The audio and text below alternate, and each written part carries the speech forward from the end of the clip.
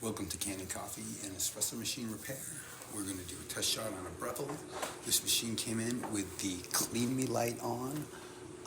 That usually indicates it's time for a cleaning with the back flush and usually a tablet. You press and hold single and double at the same time, and then you press the power. The machine powers on and it goes into the cleaning cycle. We ran it through a couple of back flushes and we're ready for the test shot. There we go.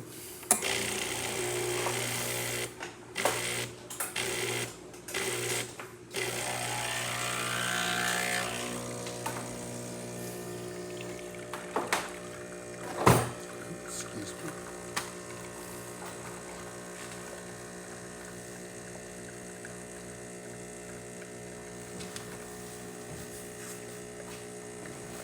Cut it a little early.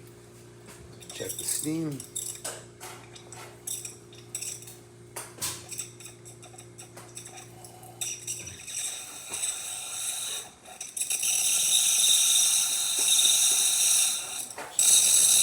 we go.